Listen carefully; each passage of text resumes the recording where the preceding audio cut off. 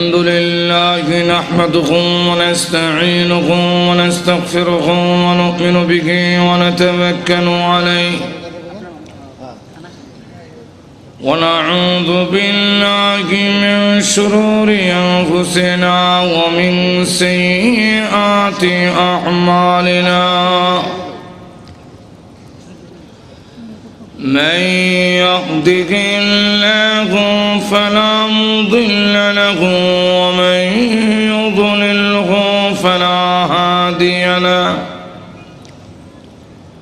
ونشهد أن لا إله إلا الله وحده لا شريك له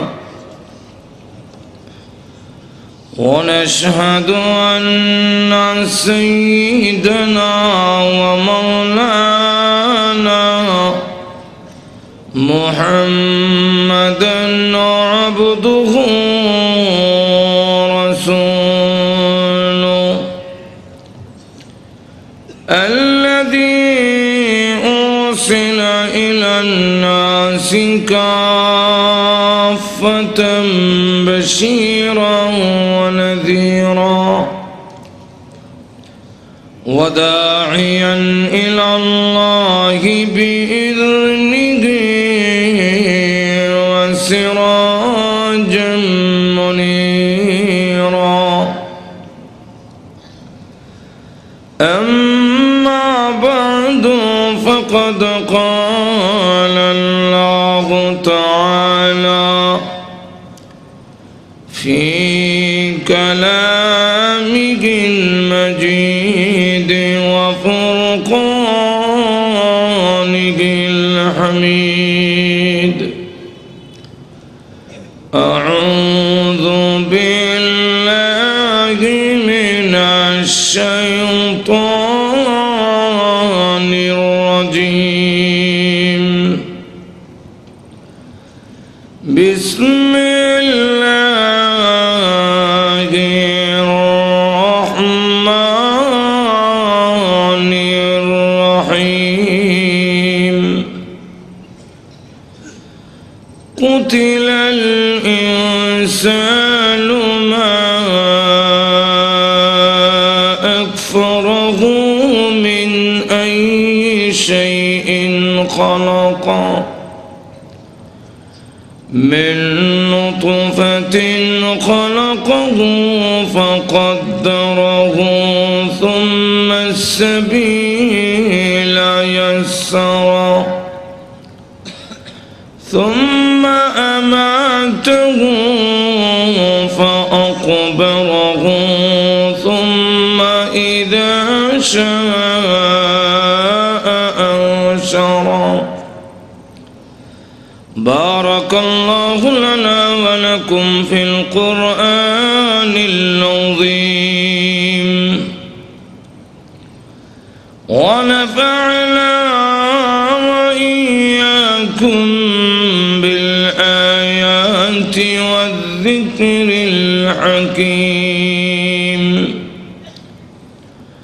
اللهم صل على سيدنا ومولانا محمد وعلى آله وأصحابه وسلم اللهم صل على سيدنا ومولانا محمد وعلى آله وأصحابه وسلم আজকের পবিত্র তাফসীরুল কোরআন মাহফিলের অত্যন্ত শ্রদ্ধেভাজন সভাপতি মুআজ্জাজ মুকাররম উলামায়ে কেরাম সুধী মণ্ডলী উপস্থিত প্রাণপ্রিয় মুসলমান ভাইয়েরা পর্দার অন্তরালে অবস্থানরত অত্যন্ত শ্রদ্ধেয় মা বোনেরা আমি আপনাদের সামনে পবিত্র কোরআন শরীফের সূরা আবাসের 17 নম্বর আয়াত থেকে নিয়ে কয়েকখানা আয়াত কারিমা তেলাওয়াত করেছি। তাফসীরে মাজহারিতে আল্লামা সানাউল্লাহ ভানিপতি রহমাতুল্লাহ আলাইহি এই আয়াতগুলোর শানে নজুল লিখেছেন। যাকে কেন্দ্র করে নাজিল হয়েছে, আবু লাহাবের দুই ছেলে, একটার নাম উতবা আর একটার নাম উতাইবা। এই দুই ছেলেকে কেন্দ্র করে আল্লাহ আয়াতগুলো নাজিল করেছেন। আবু লাহাব নবীজির আপন চাচা। আবু লাহাবকে আল্লাহ 3টা নিয়ামত দিয়েছেন। কয়টা? আরো জোরে কান। কি কি? 1 নম্বর হইল আবু লাহাব, তার আসল নাম আব্দুল উজ্জা, কিন্তু লোকেরা তারে ডাকতো আবু লাহাব। আবু লাহাব যার সহজ বাংলা হইল লালের বাপ। এখন কের বাপ? আগুন শব্দের অর্থ হইল আব্বা, লাহাবুন শব্দের অর্থ হইল অগ্নিশিখা, আগুনের মাথা। আগুনের মাথাটা লাল, আগুনের কালার হইল গোল্ডেন, গোল্ডেন কালার, সোনালি। মাথা হইল লাল। এই মাথাকে আরবিতে লাহাব বলা হয়। তাহলে দুইটা মিললে সহজ বাংলা হইল লালের বাপ। তাহলে এবার আমি আপনাদের জিজ্ঞাসা করতে চাই, যাদের গঠন ভালো, যাদের কান চামড়ার কালার সুন্দর, এই সুন্দরটা কি তার নিজস্ব না আল্লাহর দেওয়া? আমরা যাদের নাক সেফা, আমরা কি মনে করেন মলম লাগাইয়া ডেলি টানলে এটা শুকাইব? আমরা চামড়া যাদের কালা, এরা কি বরফ দিয়ে ডেলি মরাইলে এটা সাদা হইব? তাহলে সুন্দর হওয়া, গঠন ভালো হওয়া, এটা কার দেওয়া? তো যেই আল্লাহ সুন্দর বানাইলেন, তার সেই নিয়ামতের শুকর আদায় করা উচিত কিনা? কিন্তু করিনি আমরা। বেশিরভাগ লোক আরো ভালো করে ক্লিনশিপ করে, এরপরে স্নো লাগায় আর যে অভিনয় করে, এতে বোঝা যায় হ্যাঁ ভিতরে ভিতরে কি কইতাছে বোঝা যায়। হ্যাঁ ভিতরে ভিতরে হয়তো বলতেছে যে আমার যে সুন্দর চেহারা, আমার দেখলে কে না বলবে আই লাভ ইউ। এটার নাম ওই নিমকারাম। জোরে কোন ঠিক কিনা? বলা উচিত ছিল, প্রভু যেইভাবে আমার চেহারাকে তুমি সুন্দর বানাইছ, আমার চরিত্রটাকে সুন্দর বানাও। জোরে কোন ঠিক কিনা? এবং এই সুন্দর চেহারা জাহান্নামের আগুনে জ্বালায়ও না। আল্লাহ নবী আমাদের শিক্ষা দিয়েছেন, এইভাবে বলবে, আল্লাহ আমাকে সুন্দর বানাইছো, চরিত্র যদি সুন্দর না হয়, চেহারা সুন্দর হইলে কি হবে? প্রভু গো, আমার চরিত্রকে সুন্দর বানায়া দাও, এবং এই সুন্দর চেহারা জাহান্নামের লাকড়ি বানায়ও না। কিন্তু ইডা না বলে উল্টারা বলে, মহিলা যদি সুন্দরী হয়, আসো বেশি স্নো পাউডার, আরো আলতাল খাতরা লাগাইয়া, উষা জুতা ভিন্দা, টাইট পিট পোশাক পইরা, অর্ধ ল্যাংটা হইয়া বিশ্ব সুন্দরী হতে চায়। আবার যুবকদের সামনে এমন ভাবে গুড়াইয়া গুড়াইয়া হাঁটিয়া যায়। জোরে কর না।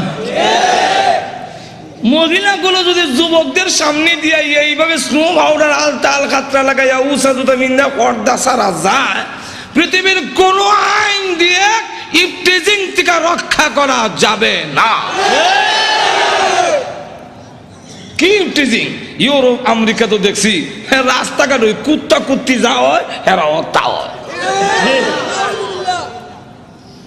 আমাদের দেশে এই কালচার যারা মানে আনতে চায়, সাপ্লাই দিতে চায়, নারীদেরকে বের করে দিয়া অবাধে নারী পুরুষে একত্রিত করে সেই ইউরোপিয়ান কালচার মুসলিম দেশেও চালু করে দিতে চায়। কিন্তু এই কথা বোঝার দরকার, এদেশের মুসলমান সব কিছু দিতে পারে, ইমান কারো কাছে বন্ধক দিতে পারে না।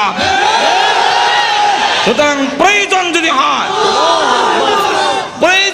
হয়, আমি আমার ইমান রক্ষার জন্য যা যা করার দরকার, এটা মুসলিম দেশ, এটা ইউরোপ নয়, এটা আমেরিকা নয়, এটা ব্রিটেন নয়, বাংলাদেশে ইউরোপিয়ান কালচার প্রতিষ্ঠা করা সম্ভব হবে না, হবে না।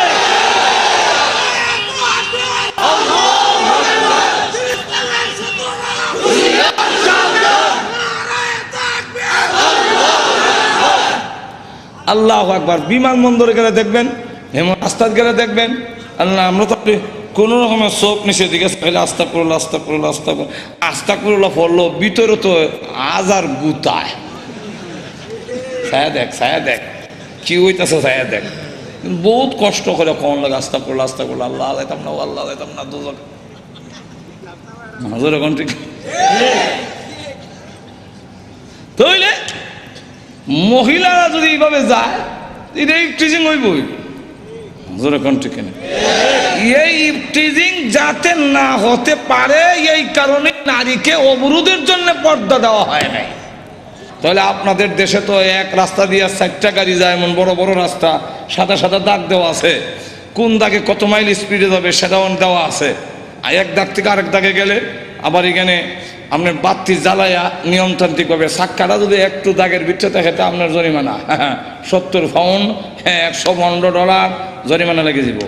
এখন আমি মানব না, আমার যেমনি ইচ্ছা ডাইন বাম মানি না। যদি আমাকে বাধা দেওয়া হয় তাহলে আমার চলার পথের স্বাধীনতা হরণ করা হলো। আমি ট্রাফিক লাইট মানব না, আমি যেমনি জানবো বলে এটা কি কম মানবেন না কেন? না মানলে তো উশৃঙ্খলতা হবে, এটার নাম স্বাধীনতা না। বলে এটার নাম যদি স্বাধীনতা না হয় তাহলে ঠিক তেমনিভাবে যে আল্লাহ পুরুষকে বলছেন এক সাইডে চলো, নারীকে বলছেন আরেক সাইডে চলো। সুতরাং এখানে যদি যখন বলে আমার নারী স্বাধীনতার নামে আমার যেমনি মন চাই এমনি চলমু, তাহলে এটার নাম স্বাধীনতা হবে না, এটার নাম উশৃঙ্খলতা হবে। সেও মরবো, আরো 2-4টা 10টা পুরুষের জাহান্নামে লইয়া গেল। অ্যালবামটি নিবেদন করছেন আমার ইসলামী প্রযোজনা প্রতিষ্ঠান বেতার বিতান audio and CD centre, Mawna Chowrasta, Shri. 2 নম্বর হইল আবু লাহাবকে আল্লাহ ধন বেশি দিয়েছে। ধন হওয়া না হওয়া এটাও কার দেওয়া? আর তো দেখুন, এটা কি আপনি মনে করেন বুদ্ধি হইলেই ধন হয়? আর তো দেখুন, আমাদের গ্রামে দেখছি বুদ্ধি আরেক গ্রামে বেচে, কিন্তু নিজের ঘরে চাউল নাই। আছে না এরকম? আরেক গ্রামে বুদ্ধি বেচে মানি সর্দারি করতে যায়, চাচা একটা ফয়ান দয়া দিয়েন, দিয়ে আমার কোনো জিতাই দিয়েন 5000 টাকা আপনার বকশিস, ঘুষ আর কি বকশিস। চাচাও এমন মাথার মধ্যে বুদ্ধি আল্লাহ দিয়া দিছে, উকিল মুক্তারও ফেস থেকে ছুটে দিতে পারে না, অত চলে আবার জানে না। বলবো এক ঘটনা, আমার এলাকার এক বুদ্ধিমান সর্দারে নিয়েছে ব্রাহ্মণবাড়িয়ার কোর্টে সাক্ষী দেওয়ার জন্য। বিপক্ষের উকিলে বলল, সর্দার লেখাপড়া জানে না, উকিলের মাইরও ঠিক বকু, চাইলো ফেস লাগাই দিয়া সাক্ষী বাতিল করতে। জিগাইল, সর্দার সাহেব আপনি যেখান থেকে ব্রাহ্মণবাড়িয়ার কোর্টে আসছে কত সময় লাগে? কইল যে আসার ব্যবস্থা হইল 2 রকম, হয়তো হাইটে আর নাহলে নৌকা এলে এক সময়, আইটটা এলে এক সময়। কোনটার হিসাব আপনাকে দেব? নৌকার হিসাব দেন। নৌকার 2 অবস্থা, হয়তো ফালে আর না হয় গুনে।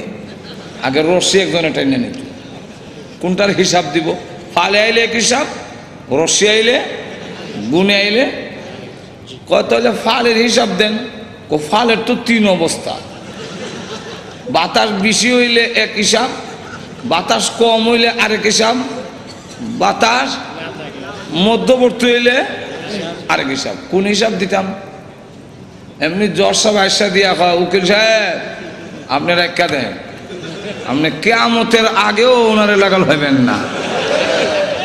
আপনি হইলেন ফইরা উকিল, আর এই লোক হলো কুদরতি উকিল। কুদরতি ভাবে তার মাথায় আল্লাহ ইমেদা।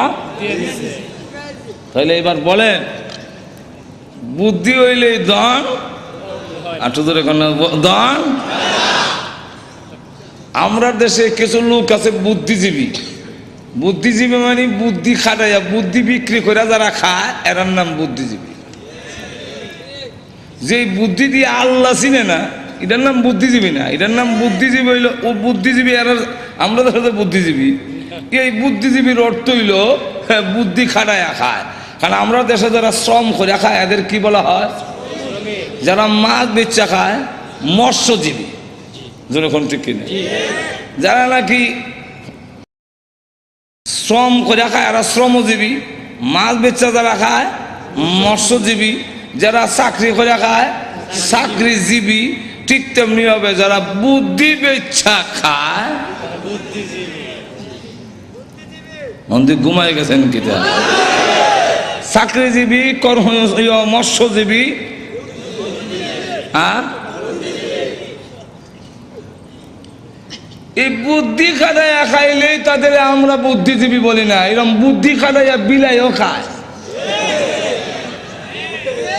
তো বিলাইও বুদ্ধিজীবী। কেমনে?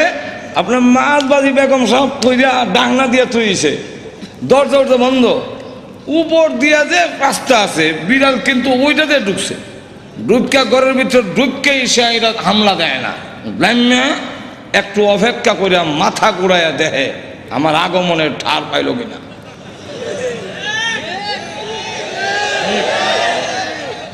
এরপরে ডাকনাটা ফালাইলে যেই মাত্র একটা আওয়াজ হয় এমনি আবার সাপ, আর আপনার বেগম সাহেবটা দিল দৌড়, আরে আমার ডাকনা হলে দিছে, মাছ বাজে ফেলিতেছে। দেখবেন আপনার বেগম সাহেব পাক করে আসার আগে আগে বিড়াল আবার আগে কোন দিক দিয়ে বের হতে হবে সেই জায়গা নির্ণয় করে রাখছে, আগেই লাভ দিয়ে দিক দিয়ে মারি গেছি। তাহলে তো বুদ্ধি খাটাইয়া বিড়ালও খায়, তাই বলে কি বিড়াল বুদ্ধিজীবী? বুদ্ধি খাটাইয়া যারা খায় তাদেরকে বুদ্ধিজীবী বলা যায় না, তারা হলো পরজীবী। আর আরেকজনের উপরে নির্ভরশীল করিয়া তার মেধারে বিক্রি করে খায়। বুদ্ধি হইলে ধন হয় না, শিক্ষাগত যোগ্যতা থাকলে ধন হয় না। আমাদের দেশে অনেকের শিক্ষাগত যোগ্যতা এমন ব্রিফকেজও হইতে জায়গা হয় না, তার সার্টিফিকেট এত, কিন্তু ধন নাই। আর আরেক লোকের হাতে কলম দিলে সই করেন, কাগজ মাগজ ছিঁড়ে লইব, শিলু বইছে। আর একটু জোরে কন, তাহলে ধন দেওয়া না দেওয়া এটা কার? আরো জোরে আওয়াজ দিয়ে বলেন। আয়াত কোনের টাইম নেই, আল্লাহ কুরআনে বলছেন ইন্নাল্লাহা ইয়াবসুতুর রিজকা লিমান ইয়াশাউ ওয়া ইয়াকদির। আল্লাহ বলেন আমি যাকে ইচ্ছা তার রিজিক প্রশস্ত করে দেই, আর যাকে ইচ্ছা রিজিক সংকীর্ণ করে দেয়। জোরে কোন ঠিক কিনা? তো যাদেরকে আল্লাহ দন দিয়েছেন তাদের উচিত কিনা আল্লাহ এই দন দেওয়ার শুকর আদায় করা? আর তো জোরে কন। বেশিরভাগ লোক করে না, বেশিরভাগ লোক করে না। গেল দুই, কটা গেল? দুইটা। তিন নম্বরটা হইল আওলাদ হওয়া না হওয়া, এটাও কিন্তু আমাদের ক্ষমতা নয়, এটা কার? আরো যেরকম আমাদের দেশে বার্থ কন্ট্রোল, জন্ম নিয়ন্ত্রণ, বলে জন্ম নিয়ন্ত্রণ করব, বার্থ কন্ট্রোল, দুটি সন্তানই। আমি বললাম কিতা যথেষ্ট, আর যে কিছু কইলেন না। আপনার ইজ্জত নষ্ট করার জন্য যদি হয় থাকে তাহলে একটাই যথেষ্ট। আর একটু জোরে কন। আরে ভাই মানুষ করতে পারবেন না, তাহলে মানুষ করার কি কারিগর আপনি নিজে? আর একটু জোরে কন। আমাদের দেশের অনেক শিল্পপতি আছে, তার বাচ্চারা খাওয়াইতে খাওয়াইতে পোল্ট্রি মুরগের লাগান শ্বাস করাইতে পারে না, এমন হয়। কিন্তু মাথার মধ্যে গোবর ছাড়া কিছু নেই, 7 বার ভরাইলেও 100 বক করে না। আর অনেক লোক আছে এক তো খাওয়াইলে আর এক তো খাওয়াইতে পারে না, তার বাচ্চাকে ভালো খাওয়ান দিতে পারে না, কিন্তু 100 বক শিখাইলে 700 বক শিখে ফেলে। যদি বোঝা গেল খাওয়াইলেই ব্রেন হয় না। আপনি আমি মানুষ করার কারিগর নই, মানুষ করার কারিগরকে আল্লাহ যাদেরকে আওলাদ বেশি দিয়েছেন তাদের জন্য উচিত আল্লাহর শুকর আদায় করা। আবুল হাবকে দিয়েছেন আল্লাহ রাব্বুল আলামিন যখন তার বিশ্ব নবীকে বললেন, আগো নবীজি এবার মানুষের সামনে তুলে ধরুন লা ইলাহা ইল্লাল্লাহু মুহাম্মাদুর রাসূলুল্লাহ, আমি আল্লাহ ছাড়া কোনো মাবুদ নাই। আবুল আহাব, যে আবুল আহাবকে আল্লাহ দম দিয়েছেন, যে আবুল আহাবকে আল্লাহ রাব্বুল আলামিন মাল মাল দিয়েছেন, সেই আবুল আহাব দুনো হাতে পাথর নিয়ে আল্লাহ নবীর সামনে এসে বলেন, ওগো মুহাম্মদ, আপনার আল্লাহ টাল্লাহর কথা আমরা মানি না। জোরে কোন নাউজুবিল্লাহ। আপনার আল্লাহ টাল্লাহর কথা মানি না আমরা আল্লাহর কথা।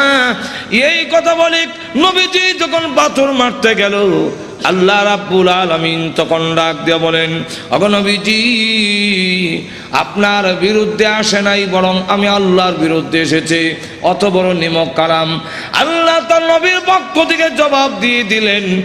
আর যখন আবু লাহাব বলল, তাব্বান লাকা আলি হাযা জামাতানা, তুমি ধ্বংস হও, এই কারণে কি তুমি আমাদেরকে এখানে একত্রিত করেছিলে?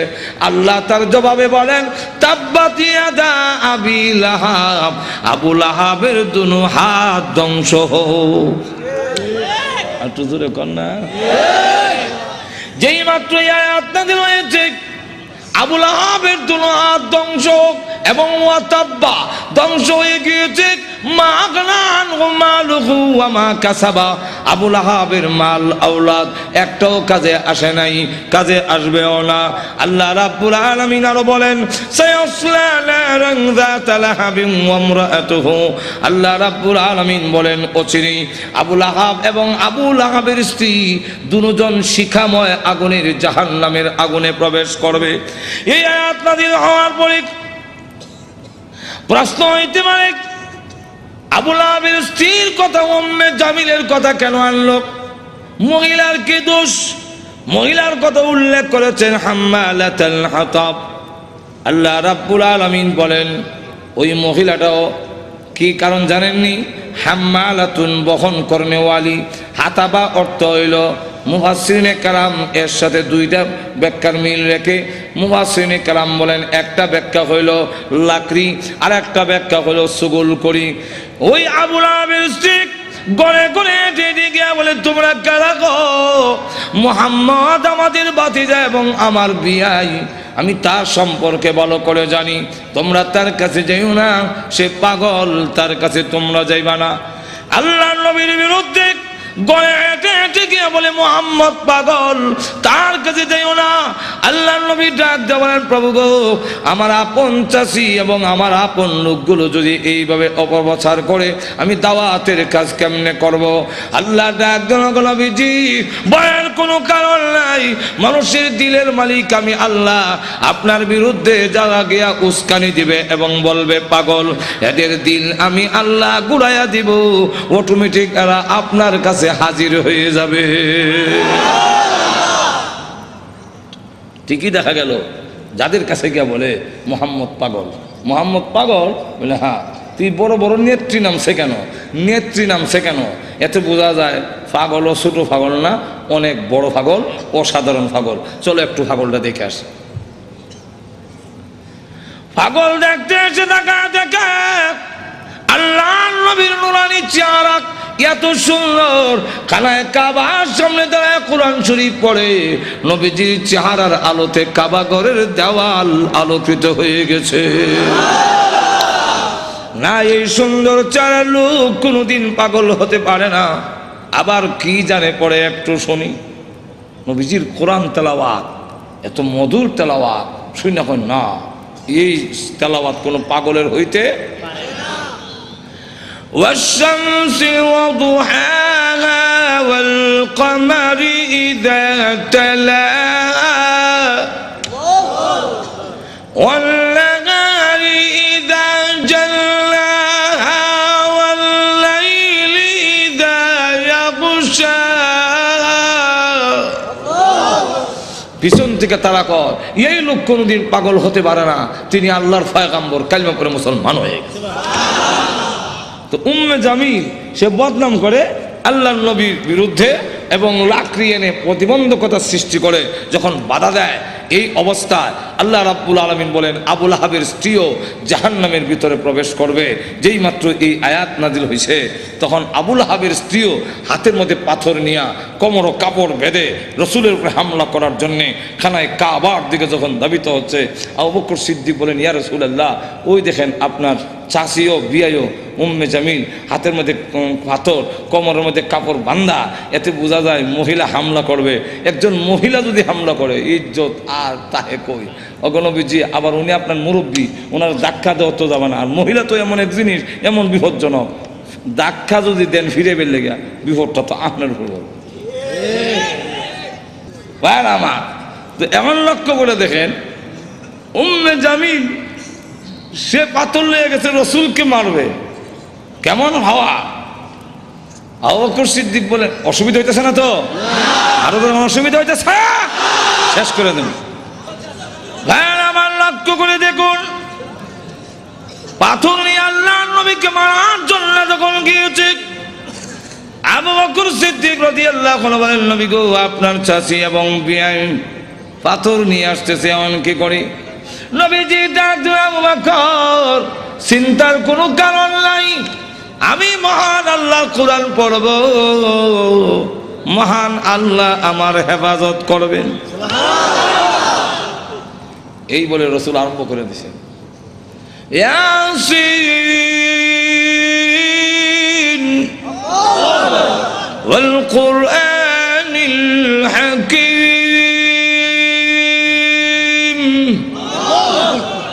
উম্মে জামিল কাছে গিয়া কয়, এ আবু বকর, একা একা বসে রইছ, তোমার সাথী মোহাম্মদ কই আজকে?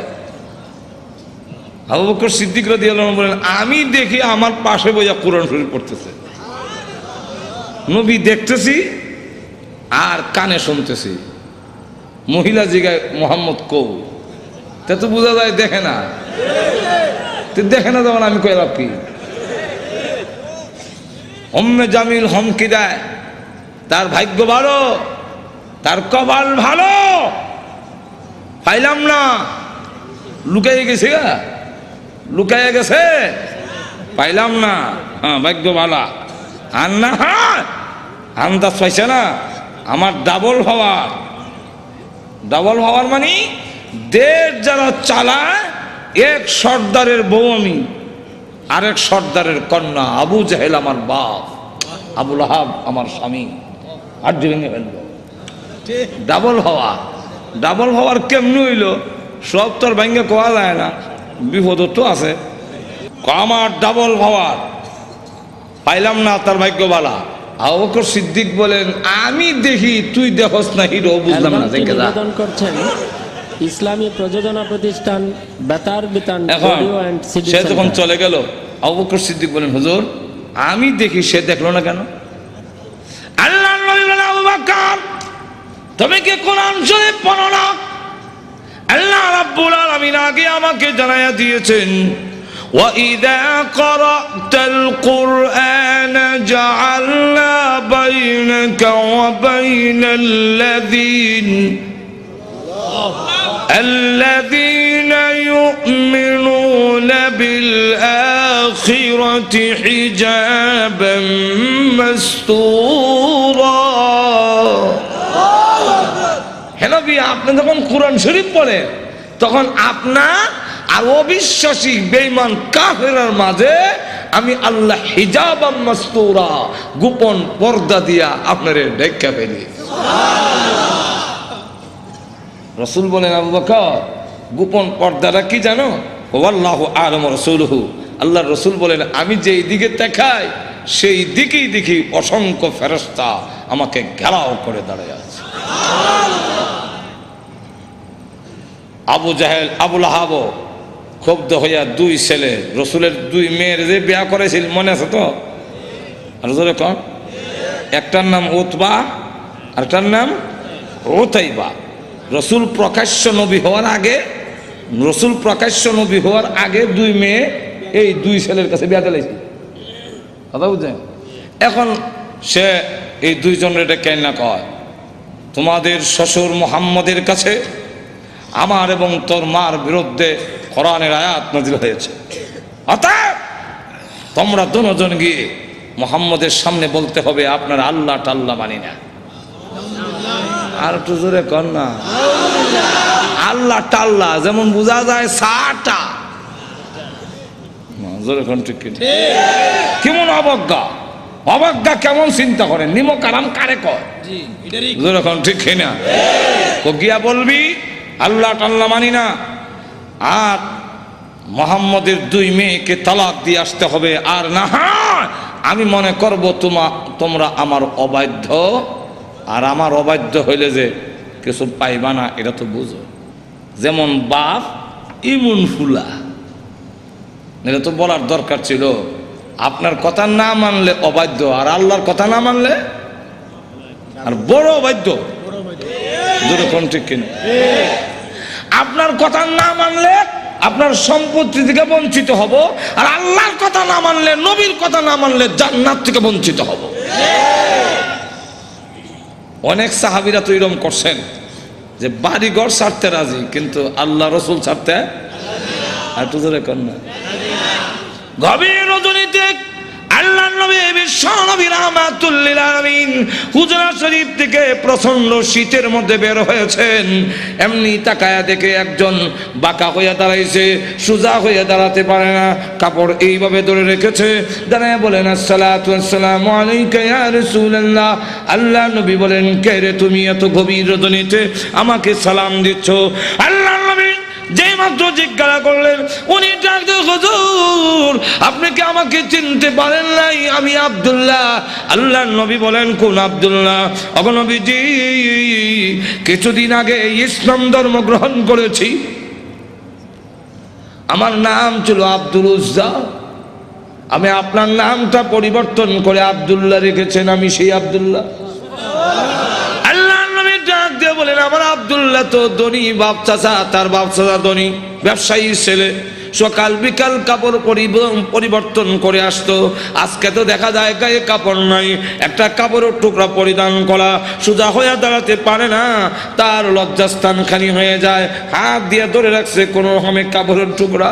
আল্লাহর নবী বলেন, আমার আব্দুল্লাহর এই অবস্থা কেন? শীতের মধ্যে তরতর করে কাঁপতেছে, কিন্তু কোনো কথা বলে না, কোনো ডাক দেয় না। নবী গো, অপেক্ষায় বসে আছি, কোন সময় আপনি বের হবেন? আপনার নুরানি চেহারা যদি এক নজর দেখতে পারি, তাহলে আমার অন্তরে আর কোনো দুঃখ থাকবে না। আল্লাহর নবী বলেন, কি হলো তোমার এই অবস্থা কেন? আব্দুল্লাহ, হুজুর আপনার দরবারে কেন আসা যাওয়া করি? আমার চাচা আমাকে বলেছেন বাড়ি ছেড়ে দিতে হবে, আর না হয় মুহাম্মদের দরবার ছেড়ে দিতে হবে। নবী গো, আমি ঘোষণা দিয়েছি, প্রয়োজন বুঝে আপনার বাড়ি কেন তাম পৃথিবী ছেড়ে দিতে পারি, কিন্তু একটি মুহূর্তের জন্য বিশ্ব নবীর দরবার আমি ছাড়তে পারবো না। আপনারা যে আমাকে বাড়ির থেকে বের করে দিয়েছে, বের হওয়ার সময় বললো কাপড় চোপড় গুলো দিয়ে যাও, এগুলো তো আমাদের। উদ্দেশ্য হইল আমি উলঙ্গ হয়ে গেলে এটা যাব না, লজ্জায় তখন করে বসে থাকবো, আপনার দরবারে আসবো না। আমি তখন আমার চাচাকে জানাই দিলাম, ওগো চাচা, কাপড় হারাতে পারি, ইজ্জত সম্মান হারাতে পারি, আমি সর্বহারা হতে পারি, কিন্তু আল্লাহর কসম ঈমান হারা এক মুহূর্তের জন্য হতে পারবো না। হ্যাঁ দাদা, আজকে যদি শরমের আর ইজ্জতের বয়ে কাপড়ের জন্যে আমি ঈমান হারা হয়ে যাই, মৃত্যুর পরে কবর থেকে উলঙ্গ হয়ে আল্লাহর দরবারে উঠব, উলঙ্গ অবস্থায় জাহান্নামের মধ্যে দেওয়া হবে। ওগো আল্লাহর নবী, আমার কাপড় চোপড় গুলো রেখে দিয়েছে, আমি আমার মার সামনে দাঁড়িয়ে বললাম, মা গো, আমার মা একটা কাপড় দেন না, আমি আমার লজ্জাস্থান রেখে বিশ্ব নবীর দরবারে যাব। ওগো মা, একটা নজর যদি আল্লাহর নবীকে দেখতে পারি, তাহলে আমার মনে আর কোনো ব্যথা থাকবে না। এই বলে হুজুর আমার মা একটা কাপড় দিয়েছেন, কোন রকমে লজ্জাস্থান রেখে আপনার হুজুরের সামনে এসে বসে আছি। কোন সময় আপনি বের হবেন, আপনার চেহারা মুবারক একটা নজর দেখার জন্য বসে আছি। নবীজি তার করুণ কাহিনী শুনে বিশ্ব নবী পর্যন্ত চোখের পানি রাখতে পারলেন। আল্লাহ নবী ডাক দিয়ে বলেন, আব্দুল্লাহ আমার ঘরে আয়, হুজুরা শরীফে আয়, এই নে আমার ব্যবহারের 2 খান কাপড় তোরে দান করলাম। নবীজির দুইখানা কাপড় ব্যবহারের কাপড়ের দাম আছে না নাই? এরপর থেকে আব্দুল্লাহ জুল বাগাদাইন হয়ে গেল। খালি আব্দুল্লাহ না, এমন টাইটেল লাগছে। আল্লাহ নবী একজন আব্দুল্লাহ, বল তোর কোনো আকাঙ্ক্ষা আছে নি? আব্দুল্লাহ হুজুর, দুনিয়ার কোনো আকাঙ্ক্ষা নাই, আপনার কাছে আমার একটা দরখাস্ত। ওগো নবীজি, আপনি বলেছেন শাহাদাতের মরণ হইলে মরণের কষ্ট হয় না। আপনি বলেছেন শাহাদাতের মরণ হইলে কবর গেলে মুনকার নাকির আসে না। আপনি বলেছেন শহীদ হয়ে মরলে কিয়ামতের মাঠে কোনো হিসাব কিতাব হবে না, বিনা হিসাবে জান্নাতে যাবে। তাই আমার দরখাস্ত, ওগো নবীজি, আপনি আল্লাহর কাছে বলুন আমার শাহাদাতের কামনা যেন মহান আল্লাহ কবুল করে নেন। নবীজি দোয়া করে দিলেন। দোয়া রসুলের দোয়া, হাত উঠাইতে দেরি আর তো কবুল হইতে। আল্লাহ নবী বিশ্ব নবী রাহমাতুল লিল আলামিন দোয়া করে দিলেন। এখন আব্দুল্লাহর জন্য দোয়া কেমন কবুল হয়ে গেছে। তবুকের যুদ্ধে গেলেন, কিন্তু তবুকের যুদ্ধটা হইল না। ফিরে আসবেন, আব্দুল্লাহ রাস্তার মধ্যে অসুস্থ হয়ে গেলেন, সেখানে তিনি ইন্তেকাল করলেন। আল্লাহ নবী ঘোষণা দিয়েছেন, আল্লাহর রাস্তায় যখন মানুষ বের হয়ে যায়, রাস্তায় মারা গেল, শাহাদাতের সওয়াব তাকে দেওয়া হয়। আমার আব্দুল্লাহকে গোসল দাও, কাফন পরাও, আমি নিজে জানাজার নামাজ পড়াবো। নবীজি নিজে জানাজার নামাজ পড়াইয়া লাশ যখন কবরের দিকে নিয়ে যায়, নবীজি পিছনে পিছনে যায়। কবরের পার গেলে পড়ে ডাক দিয়ে বলে, সাহাবীরা রে, কেউ কবরে নামবে না, আমি তার কবরে নামবো। নবীজি আব্দুল্লাহ রাদিয়াল্লাহু আনহুর কবরে নামে দুই কান হাত উপর দিকে বাড়ায় দিয়ে বলেন, রে আব্দুল্লাহ, সাহাবীরা দে লাশটা আমার হাতে দে। একটু জোরে কর না, দে আমার আব্দুল্লাহর লাশ আমার কোলে ছেড়ে দে। নবীজির কোলে ছেড়ে দিলে নবীজি এইভাবে লাশটা উপর দিকে উঠাইয়া আকাশের দিকে তাকায় বলে, আল্লাহ, আমি আব্দুল্লাহর প্রতি খুশি, তুমিও খুশি হয়ে যাও। আল্লাহ, এখন আব্দুল্লাহর লাশটাকে আমার কোল থেকে তোমার রহমতের কোলে আমি স্থানান্তর করতে চাই। এই কথা শুনে সাহাবীরা গইরে কবর পার কান্না শুরু করেছেন। বিশেষ করে সাদ ইবনে আবি ওয়াক্কাস রাদিয়াল্লাহু আনহু ডাক দিয়ে বলে, মাটিতে গইরিয়া কান্দে আর বলে, আব্দুল্লাহ রে, এই লাশটা তোর না হইয়া আমার যদি হতো রে, আমার ভাগ্য কত ভালো ছিল রে আব্দুল্লাহ। এই লাশ তোর না হইয়া আমার যদি হতো, যেখানে আল্লাহর নবী বলতেছেন, আল্লাহ আমি খুশি, মেহেরবানি করে তুমিও আমার আব্দুল্লাহর প্রতি খুশি হয়ে যাও। ভাইরা আমার, লক্ষ্য করে দেখুন, এইভাবে অনেক ঘটনা সারা রাত বললেও তো শেষ হবে না। এইভাবে বাড়ি ঘর ছেড়ে দিয়েছেন আল্লাহর দ্বীনের জন্য, ইসলামের জন্য, আল্লাহ নবীর জন্য।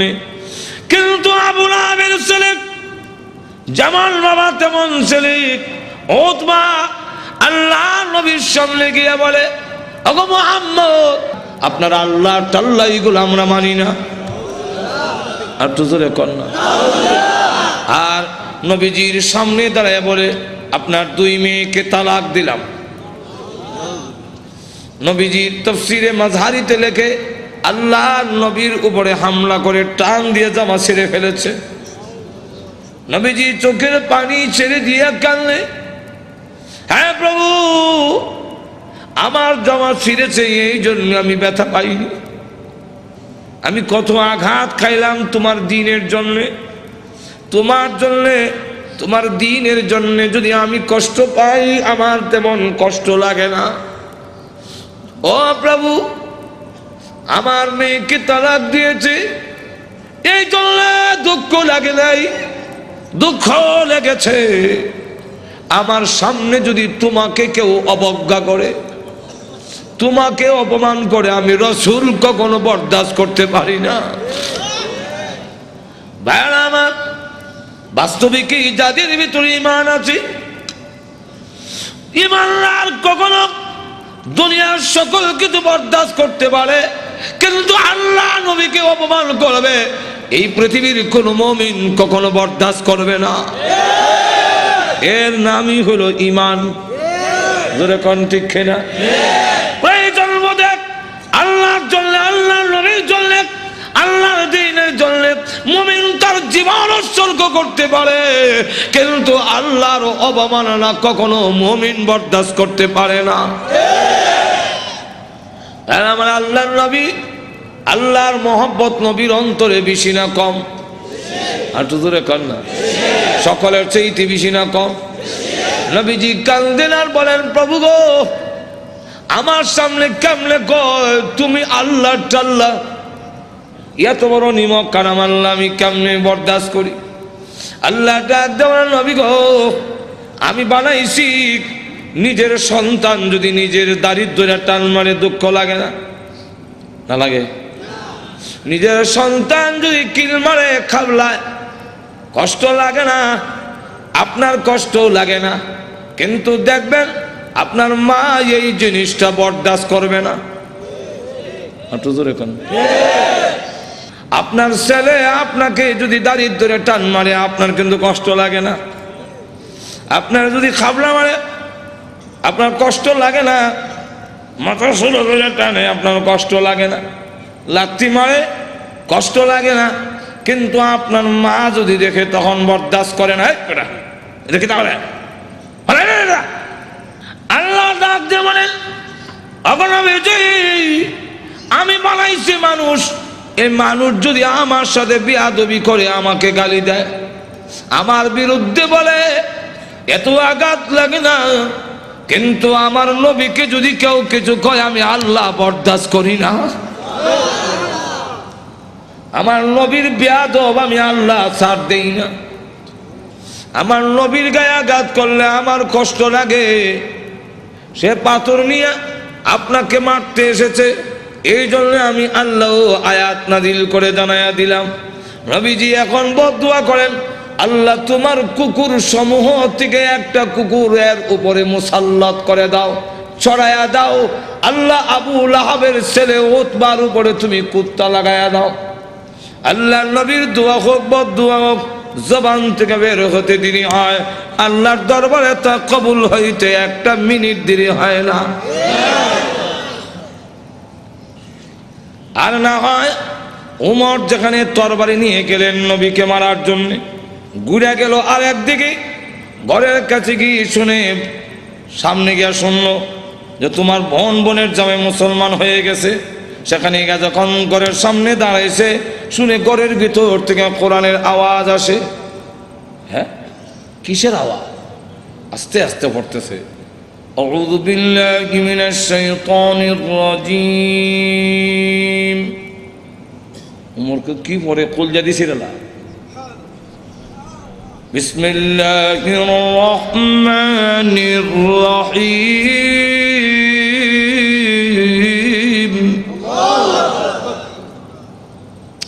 হ্যাঁ, করকে আওয়াজ না ফাতেমা কাহা আজরাইল আইছে, দরজা খুলছে। আর ফরায় যে হযরত খাব্বাব রাদিয়াল্লাহু, তিনি দরজার আড়ালে লুকাইয়া গেছে, আল্লাহ লা ইলাহা ইল্লাল্লাহ সুবহানাকা ইন্নী। বোন এবং বোনের জামাইরে তো একবারে মারবে না, উমর তো আমারও দুই টুকরা করে নেব, তরবারি আতই আছে। দরজার আড়ালে লুকাইয়া খালি খতমে ইউনূস পড়ে। উমর ঢুকা তার বোন রে দিল এক থাপ্পড়, বোনের জামাইরে থাপ্পড় খাইয়া উল্টে গিয়ে পড়ছে। বোন বাধা দিয়ে আমার স্বামীরে মারো কেন? দিলাম তোরা একটা। বোন যখন থাপ্পড় খাইছে, কানের পর্দা ফেটে গেছে। বোন তখন কয়, শোনো, তুমি যেমন খাত্তাবের ছেলে, আমিও খাত্তাবের মেয়ে। তুমি জানো না ইমান এমন এক জিনিস, এটার মধ্যে যত চাপ দেওয়া যায় অত এটার স্প্রিড। ইমানদার এমন এক জিনিস, এটার যত গুতা দিব অত ভালো উঠবো। গুতা দিত না, ঘুমায় থাকবো। চিড়িয়াখানা গেছে, দেখে চিড়িয়াখানা এক বেটা গিয়া দেখে ফিঞ্জিরের ভিতরে রড দিয়া বাঘ তো আটকাইতেছে, দেখছেন না? তো চিড়িয়াখানার খানা এটা তো আর উন্মুক্ত না, সে যেভাবে উন্মুক্ত গরু ধরে খাইতো এভাবে তো আর খাইতে পারে না। সামান্য খাওয়ান ভাই করে রয়েছে। তো ধর্ষণার্থী একজন দেখুন না এক লোকটা কয়, আহা এটা শুনছি বাঘ, এটা দিয়ে ছাগল। বাঘে না মানুষ দেখলে তর্জন গর্জন করে, এটা দিয়ে কিচ্ছু কয় না। তো দিছে সাথী দেখ গুতা অ্যালবামটি নিবেদন করছেন খাওয়ান ঠিক ভাই হয় না ইসলামী করে প্রযোজনা রইছিলাম প্রতিষ্ঠান তোমার এখানে বেতার গুড়া বিতান কি মেরে অডিও কামড়া অ্যান্ড সিডি সেন্টার। মোর গুতা দেশ করে জানোস না ভাগ গুতা দিলে হালটা উঠবো, যেমন গুতা দিছে এমনি কয় হাক হাক করে দেন খালিছে জুতা মুজা হাতে ফালাই এটা দিছে দো জোরে কোন ঠিক কিনা। ফাতেমা ডাক দেখো ভাই তুমি যে আমার চট দিছে মনে করছো আমি বন্ধ হয়ে যাবো? সুস্পষ্ট করে বলে দেই, সত্য ধর্ম গ্রহণ করছি, মারতে পারো, জীবন গেল ছাড়তাম না। এখন কয় এই এটা নিয়ম। মানুষ যখন দিনের উপরে ইসলামের উপরে অটল অচল থাকে তখন তারা আল্লাহর সাহায্য আসে, আর যারা নির্যাতন করে হেরার দিলের মধ্যে আল্লাহ ডর ঢুকাইয়া দেয়। উমর কয় ইয়া তো মারলাম তো সামলাইতাম পারি না, কি পড়ছি রে দেখো না, তোমাকে দেওয়া যাবে না। বলে কেন? এটা কোরআনের অংশ। ইন্নাহু লাকুরআনুন কারীম ফি কিতাবিম মাকনুন লা ইয়ামাসসুহু ইল্লাল মুতাহহারুন।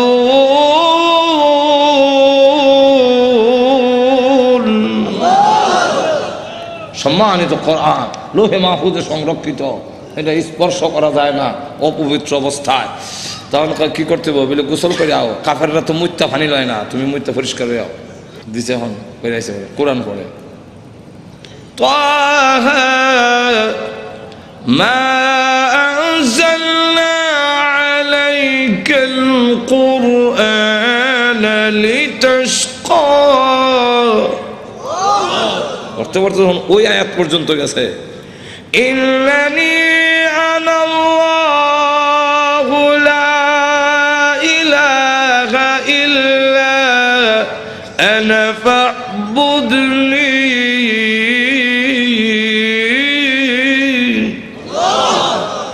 দেখে চোখ থেকে পানির নহর চালু হয়েছে। এমনি ডাক দেখা বোন আমার মোহাম্মদের দরবারে নিয়ে আসল। তো পর্দার আড়ালে যিনি লুকাই আছিল দরজার আড়ালে, মনে আছে তো? ঘটনা কোনটা আমার উদ্দেশ্য না, ঘটনা হলে তো এইটার মধ্যে 1 ঘন্টা দেবো। ঘটনা হওয়া উদ্দেশ্য না, উদ্দেশ্যটা হইল ওই কথাটা বুঝে পেলে গা দরজার আড়াল থেকে এমনি কয় আর লুকাই থেকে লাভ নাই। এখন বুঝে লেছি উমর মারতো না। তো সংবাদটা আমি আগে দিলাই, কারো সুসংবাদ আগে দিতে একটা মনের মধ্যে একটা আনন্দ পাওয়া যায়। তো আমি আগে দিলাই, এমনি দরজার বাইরে থেকে আড়াল থেকে বেরিয়ে কয় হ্যাঁ মা, তাদেরকে কোরআন শরীফ আমি পড়াইছিলাম। আচ্ছা, তো আপনাকে সুসংবাদটা দেওয়ার জন্য বেরিয়েছে, কারণ লুকাই আসলাম। কি সুসংবাদ? বিলা দারুল আরকাম, গোপন ঘাঁটি যেখানে দিন প্রচার করা হয় লুকাই লুকাই এখান থেকে, এটার নাম ছিল দারুল আরকাম। এই দারুল আরকামে গত রাত্রে আমি বিশ্ব নবীকে দোয়া করতে শুনছি। আল্লাহ রসুল বলছেন আল্লাহুম্মা আইজ্জিল ইসলামা বি আহাদিল উমরাইন। আল্লাহ 2টা উমর থেকে একটা উমর ইসলামের ভিতরে এনে ইসলামের শক্তিশালী করে দাও। একটা হলো উমর ইবনুল খাত্তাব, আর একটা হলো উমর ইবনে হিশাম, যার টাইটেল হলো আবু জেহেল।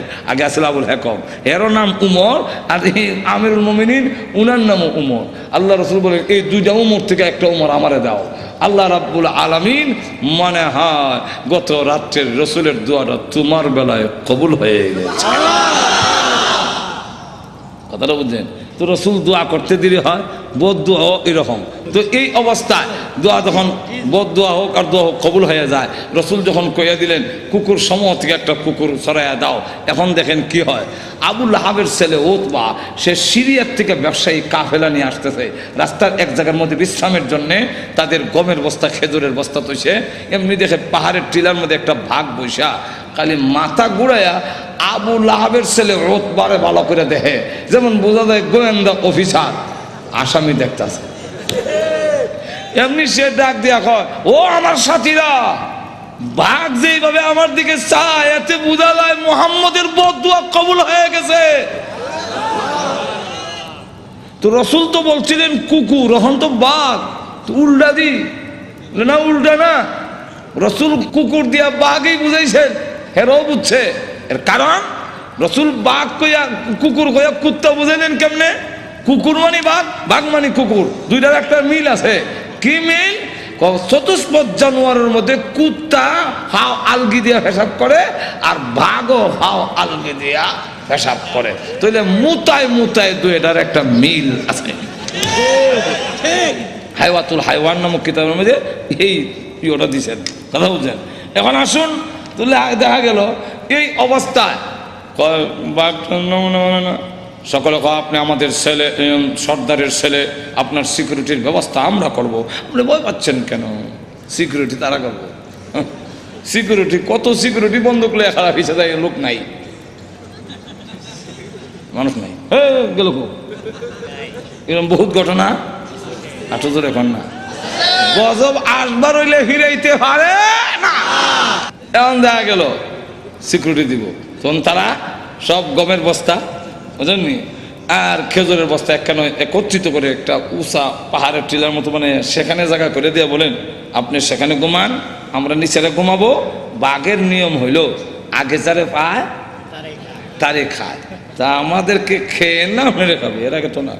ঘুমান মানুষ সব ঘুমাইছে, হ্যাঁ নাক ডাকা। যখন নাক ডাকা আরম্ভ হয়েছে, বাঘে কয় আমার যাওয়ার টাইম হয়েছে।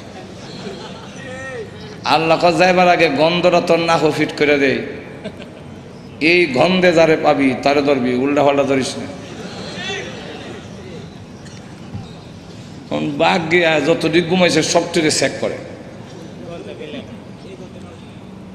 কারণ প্রত্যেকের শরীরে আলাদা একটা ছোট সময় বাইসাব যখন কোথায় গেঞ্জি রান রে আমার গেঞ্জি রানিচ্ছেন, এখন কোন গেঞ্জি আব্বার কোনটা বাইসাব বুঝতাম কেমনি, আর নিলে থাপ্পর খামু উল্টা পাল্টা নিলে তো নাকও লাগাইতাম, নাকও লাগাই বুঝতাম এটা আব্বার গেঞ্জি, এটা বাইসাব গেঞ্জি, গন্ধের শরীরে একটা গন্ধ আছে না। তো বাঘে গিয়ে সবটিকে চেক করে গন্ধ তো মিলে না, আমার আসামি কো, মাথা ঘুরাই দেখে বস্তার ঘুরে একটা ঘুমায় নাক ডাকাইতেছে। তাহলে এটা দেখে বেরি লাভ দিয়া বস্তার উপর উঠছে, ওইটা নাক লাগাইতে পারে, এই যে আমার আসামি বলা হচ্ছে। নিচে নিয়া মাথা এখানে, পা এখানে, হাত এখানে, নারী বুড়ি এখানে, আলাদা আলাদা করিয়া মাছের ভাগার মতো ছড়াইয়া বাঘ আবার গিয়া টিলাত বৈশা ফলক দৃষ্টিতে তাকে রয়েছে। এরা ঘুম থেকে উঠতে যখন চিৎকার দিবে, আমি আনন্দ করব, আল্লাহ এবং নবীর দুশমন রে আমি খতম করেছি। এরা ঘুম থেকে সিকিউরিটি দিল, সিকিউরিটি আমাদের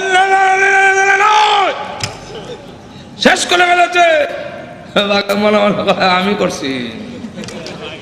আল্লাহ তখন আয়াত নাযিল করলেন, এই হলো শানে নজরুল, আয়াত নাযিল করে বলে কুতিলাল ইনসানু মা আকফারাহু,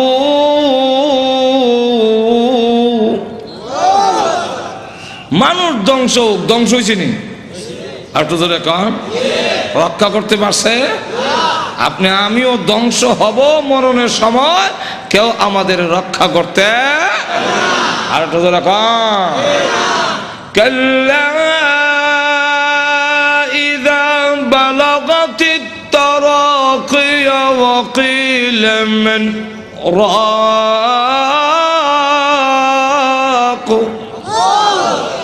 যখন কন্ট্রোলারিতে জানা আসবে কেউ রক্ষা করতে পারবে না। আল্লাহ তখন আয়াত নাযিল করে বলেন কুতিলাল ইনসান, মানুষ ধ্বংস হোক, মানুষ বড় অকৃতজ্ঞ। এখন আল্লাহ এক একটা নিয়ামতের কথা তুলে ধরে বলেন তুই যে অতিকৃতজ্ঞ হইলে একটু চিন্তা করলি না, মিন আইয়ি শাইইন খালাকা, তুই কিসের তৈরি, তোরে কি দিয়ে বানানো হইলো, এটার জবাব আমরা দিতে পারবো না, কারণ আমি জানি না তুই কি দিয়ে বানিয়েছেন। এর লাগে আল্লাহ নিজেই জবাব দিয়েছেন, মিন নুতফা, নাফাক পানি দিয়ে বানাইছি, যেটা অত্যন্ত ঘৃণিত। আমি আল্লাহ এত সুন্দর করে তোরে বানাইলাম, আবার বানাইছি যে খালাকাহু ফাকাদ্দারাহু, কাদ্দারা ইউকাদ্দিরু, এটার দুইটা ব্যাখ্যা। একটা ব্যাখ্যা হইল তোমাকে এইভাবে বানাইলাম, গরু ছাগল এইভাবে না, তোমারে কুদরতি স্প্রিং দিয়ে জায়গায় জায়গায়, মানে কুদরতি স্প্রিং জোরে কোন ঠিক কিনা? কুদরতি স্প্রিং। এরপরে গরু এমনি লড়াই দাঁড়ায়, জোরে কোন ঠিক কিনা? কিন্তু মানুষ, তুমি সেলুনে গেছো চুল কাটবা, ডাইন দিকে বামে বামে বুঝছে, জোরে কোন ঠিক না? ঠিক না? মানুষ তোর মাথা এইভাবে ঘুরাইবার মতো এই যে কুদরতি স্প্রিং দিয়ে তোরে বানাইলাম আল্লাহ। গরু কিন্তু এই ঠ্যাং ভাঙ্গিয়া পেশাব করতে পারে না, তোর আডু ভাঙতে পারো, তোর সব ভাঙতে পারো। কুদরতি স্প্রিং জায়গায় জায়গায় দিয়া আমি আল্লাহ এমনভাবে বানাইলাম, আবার তুমি যখন বস্তা লইবা মাথা তখন রড থেকে আরো শক্ত। জোরে কোন ঠিক না? ঠিক না? খালাকাহু ফাকাদ্দারাহু। আর একটা কাদ্দারার ব্যাখ্যা হইল কাদ্দারা ইউকাদ্দিরু তাকদীরান। এর অর্থ হলো তুই অত হতাশ হওয়ার দরকার নাই, অত পেরেশান হওয়ার দরকার নাই, সুদে ঘুষে খাওয়ার দরকার নাই। তোমার কপালও তোমাকে জন্মের 50,000 বছর আগে কপাল লেখা কয়টা দোকানের মালিক অবি এটার লেখকেই তোকে দুনিয়াতে পাঠাইছি। যার বাস্তব প্রমাণ, যার বাস্তব প্রমাণ কপালে যদি না থাকে, বিদেশি ডিগ্রি থাকলেও বাংলাদেশের এমপি হতে পারে না। এমন ঘটনা বাংলাদেশও আছে। এমন শিক্ষিত লোক আছে যে আরেক দেশও গিয়ে পড়ায়, বিদেশ গিয়ে পড়ায়, এমন বড় ব্যারিস্টার আছে বাংলাদেশও, কিন্তু বুট পায় না। আর জোরে কন্যা, বাংলাদেশে এমন ঘটনাও আছে উচ্চ শিক্ষিত, তো উচ্চ ডিগ্রি নাই, কিন্তু বাংলাদেশ সরকার প্রধান হয়েছেন। কেন হয়েছে? এটা কপালও লেখা।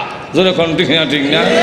আর এইটা ওই তালো না গেলে গিয়া অত বড় ব্যারিস্টার হইয়া সংবিধান রচনা করিয়া ওই তো পারে না খেরে কোন না হওয়ার কারণ হলো এটার কপালও এমপি লেখা নাই।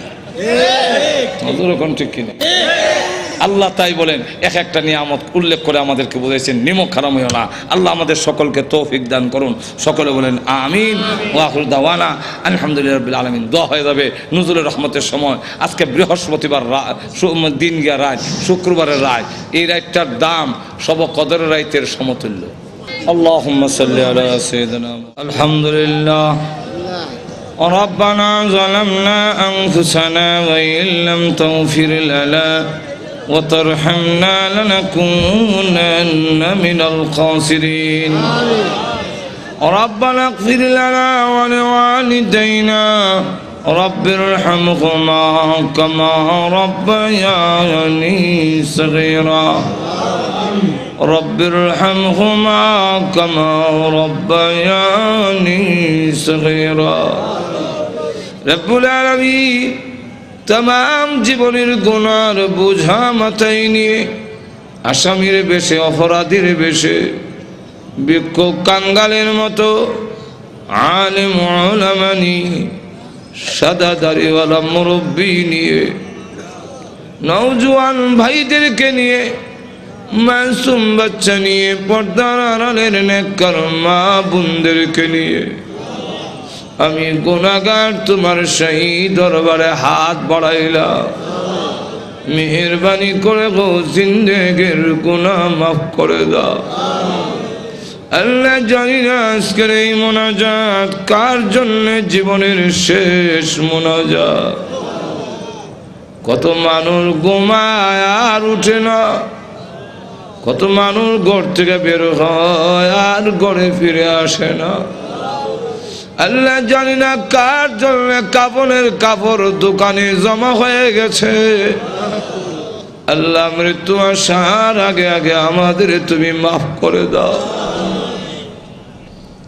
তুমি যদি মাফ না করো বলো না আমরা কোথায় যাব, কার কাছে?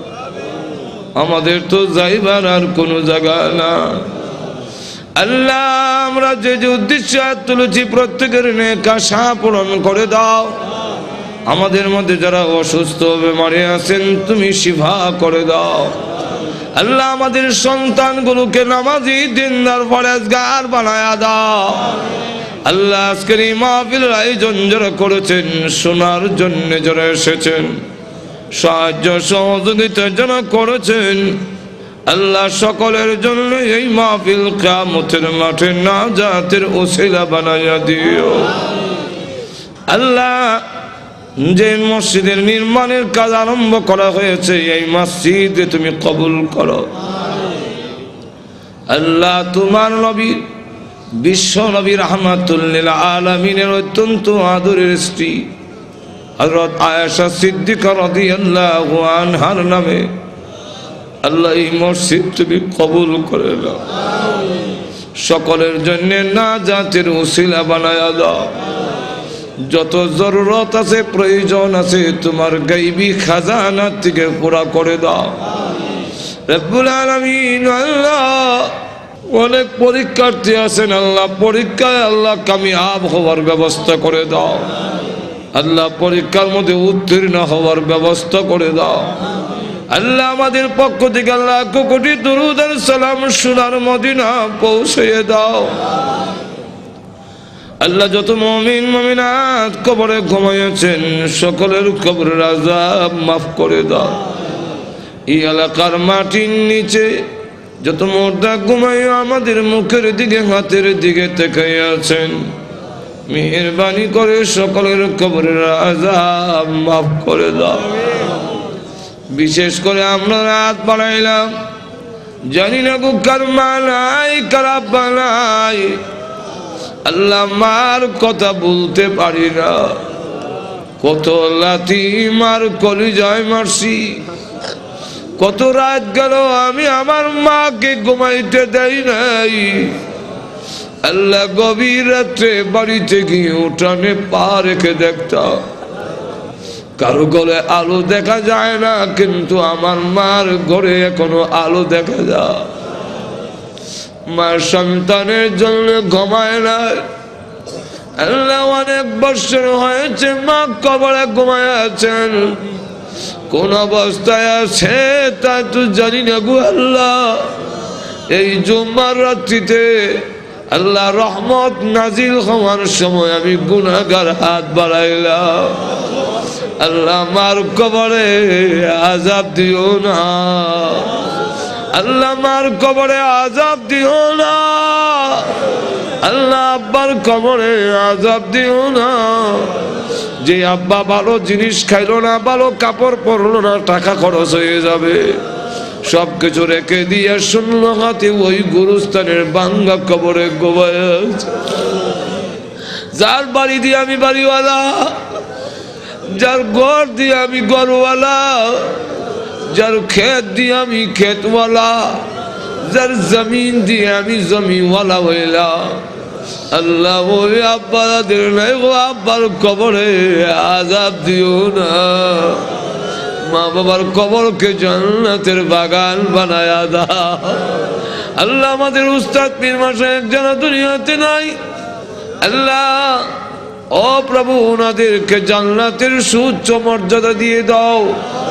আল্লাহ আমাদের উস্তাদ পীর মাশায়েখ যারা হক্কানি উলামায়ে কেরাম দুনিয়াতে আছেন, বালিয়ার পীর সাহেব সহ, আল্লাহ ওনাদেরকে হায়াতে তাইয়্যিবা দান করো। আয় আল্লাহ আমাদেরকে মক্কা মদিনা বারবার জিয়ারত করার তৌফিক দাও। আল্লাহ স্বপ্নের যুগে তোমার নবীজির নুরানি চেহারাখানা দেখায়া দিও। আল্লাহ আমাদেরকে যেদিন মরণ দাও ঈমানের সাথে মরণ দিও, বেঈমান বানায়া কবরে নিও না। আল্লাহ প্রভু হ্যাঁ, আমাদেরকে গাড়ির নিচে বানাইয়া বেইজ্জত করে রাস্তাঘাটে মাইরো না, আগুনে পোড়াইয়া পানিতে ডুবাইয়া মাইরো না। আল্লাহ ক্যান্সার দিও না, আল্লাহ এইডসের মতো মহামারী দিও না, হার্ট বাল কিডনি নষ্ট করে দিও না, ব্রেন জবান নষ্ট করে দিও না, প্যারালাইসিস দিয়ে বিছনায় ফেলে রেখে রেখে মরণ দিও না। আল্লাহ যেদিন মরণ দাও গো জুম্মার দিনে নামাজের সেজদার মধ্যে মালাকুল মউত পাঠাইয়া দিও। আল্লাহ বিশ্ব নবীর তুবাইলে আমাদের দোয়া কবুল করে নাও, বিশ্ব নবীর উসিলায় আমাদের দোয়া কবুল করে নাও। আয় আল্লাহ তাআলা আজকের এই মাহফিলে আমাদের খালি বিদায় করে দিও না। দুনিয়াতে দেখেছি জুম্মার দিনে কোন ফকির ধনীর দরজায় গেলে ধনীরা খালি বিরত দেয় না। আল্লাহ জুম্মার রাত্রিতে তোমার দরবারে হাজির হয়েছে গো আল্লাহ, আমাদেরকে তুমি খালি বিদায় করে দিও না। ربنا تقبل منا إنك أنت السميع العليم وتب علينا إنك أنت التواب الرحيم আল্লাহ ইন্তজামি কমিটি বহু পরিশ্রম করে এই বিশাল সুন্দর এক মাহফিল করেছেন আল্লাহ জান মাল দিয়ে আল্লাহ ওনাদেরকে কবুল করো ওনাদেরকে হায়াতে তাইয়্যিবা দাও সমস্ত বেলা মুসিবত থেকে হেফাজত করো আয় আল্লাহ বেমার অসুখ থেকে আল্লাহ হেফাজত করো আল্লাহ পূর্ণ সুস্থতা দান করো ব্যবসা বাণিজ্যের মধ্যে বরকত দাও ইয়া আল্লাহ সহি দ্বীনের উপরে পরিচালিত হওয়ার জন্য কবুল করে নাও তোমার দ্বীনের মুজাহিদ হিসাবে কবুল করে নাও